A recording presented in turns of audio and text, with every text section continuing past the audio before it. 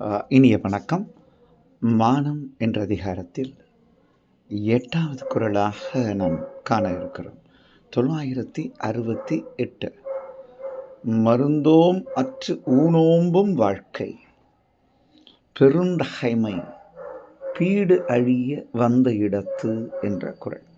பெருந்தகைமை bead அழிய வந்த இடத்து என்ற இந்த அருமையான குறள்.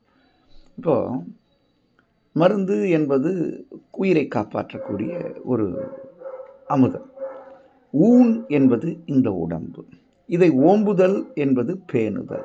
பெருந்தகைமை என்பது தன் மதிப்பு, அதாவது தன்னுடைய மானம்.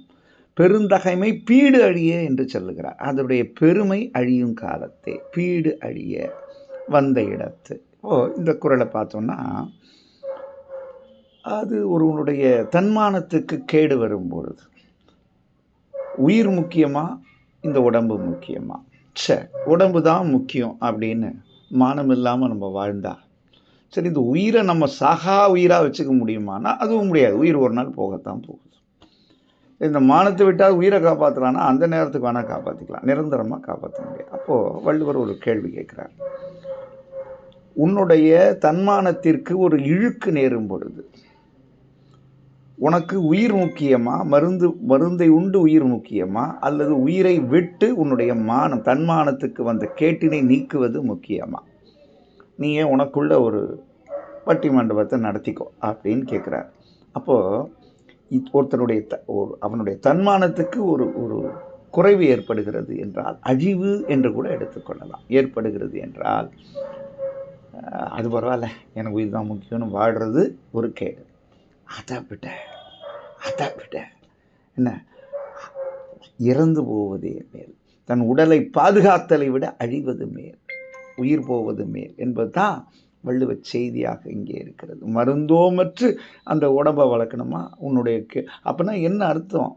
அதாவது கேடு பல ரூபங்களில் வரும். இப்போ வீரத்தால் அன்னைக்கு வடக்கிருந்து இறந்தான் வீரர்கள், பெரிய பெரிய அரசர்கள் தனக்கு ஒரு பின்னாடி முதுகுல குத்திட்டான் தன் வேலை அப்படின்னு, அது ஒரு வீரனுக்கு இழுக்கு என்று வடக்கிருந்து உயிர் துறந்த பெரும் வீரர்களை பற்றியெல்லாம் நம் சங்க இலக்கியங்கள் போற்றுகின்றன.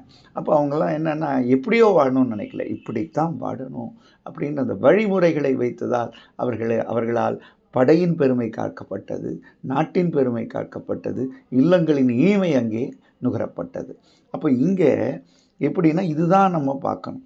இப்படியா ஏன்னா இன்றைக்கி நடக்கக்கூடிய நிறைய விஷயங்கள் பார்க்கும்போது வாழ்ந்து காட்டணும்னு நினைக்கிறத விட தற்கொலை பண்ணிக்கணும்னு போகும்போது அது இந்த குறளுக்கு ஈடாகாது. ஏன்னா நம்ம நிறைய சமீபத்தில் படிக்கும்போது இது இல்லைன்றதுனால அது குறைபாடுகள். மானம் என்றால் நாட்டை பேணுதல் இல்லையா, குடிப்பெருமையை பேணுதல், அந்த படைப்பெருமையை பேணுதல், இல்லப்பெருமையை பேணுதல், இதுக்கு கேடு வராமல் பார்த்துக்கோங்க. அப்போது உங்களுக்கு உயிரை விட இந்த மானம்தான், தன்மானம்தான் முக்கியம். தன்மானத்திற்கு இழுக்கு நேராமல் வாழ்வதே உங்களுக்கு உயிர் வாழ்வதற்கு ஒப்பானது. அது இல்லை என்றால் நீங்கள் அப்படி உயிர் வாழ்ந்தாலும் அது வீண் என்ற ஒரு செய்தியை இங்கு செப்பமாக நமக்கு தருகிறார். இந்த குறளை நாம் மீண்டும் பார்ப்போம்.